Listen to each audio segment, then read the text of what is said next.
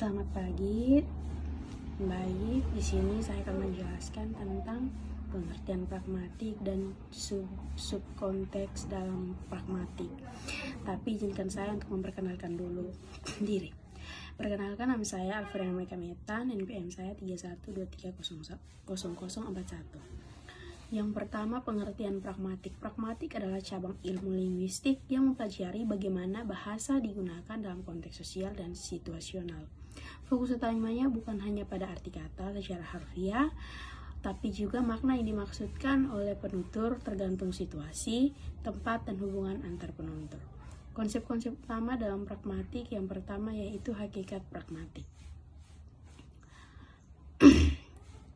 Hakikat pragmatik adalah inti atau esensi dari studi pragmatik, yaitu cabang ilmu linguistik yang mempelajari makna bahasa dalam konteks penggunaannya. Pragmatik tidak hanya melihat arti kata atau kalimat secara harfiah atau seperti dalam semantik, tetapi juga mempertimbangkan siapa yang berbicara kepada siapa, dalam situasi apa, dan maksud apa.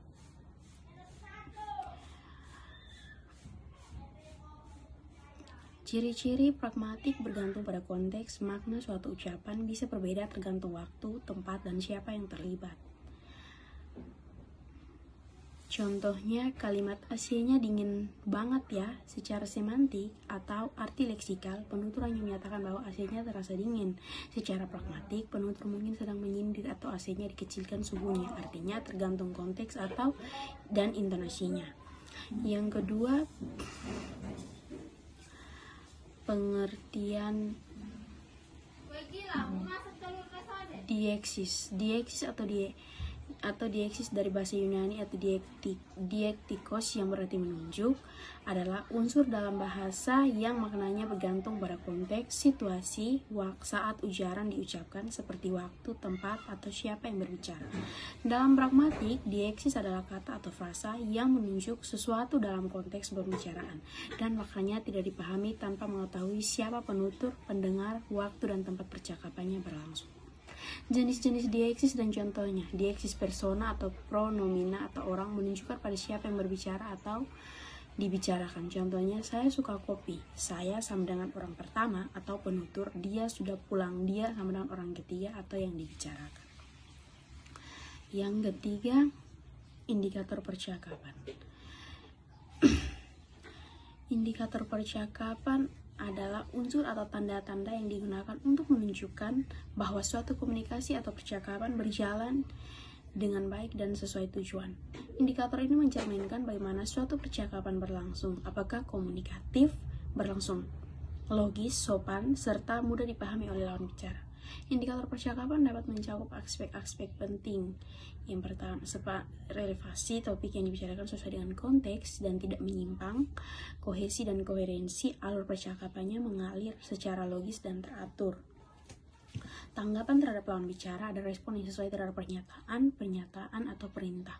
Kesatuan bahasa, menggunakan bahasa yang sopan sesuai dengan situasi dan hubungan atau pembicara. Tujuan komunikasi tercapai, percakapan menghasilkan pemahaman atau kesepakatan tertentu.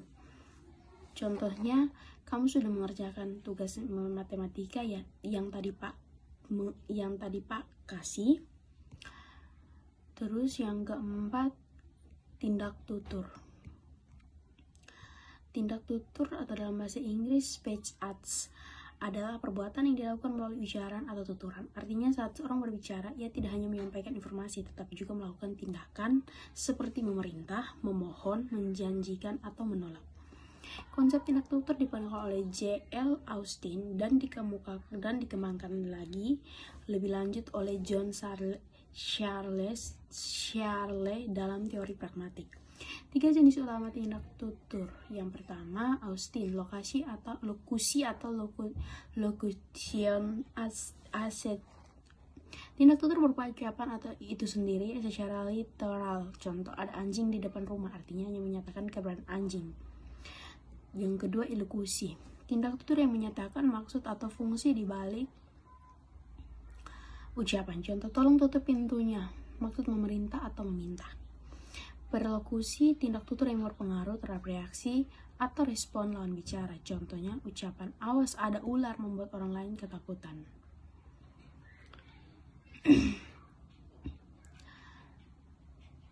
Yang keempat, yang kelima, presupposition dalam pragmatik adalah asumsi atau informasi yang diasumsikan benar oleh penutur dan pendengar dalam sebuah percakapan meskipun tidak dikatakan secara langsung. Dalam pragmatik, presupposition merujukan pada informasi latar belakang yang dianggap suatu diketahui dan disepakati atau dianggap benar oleh kedua pihak.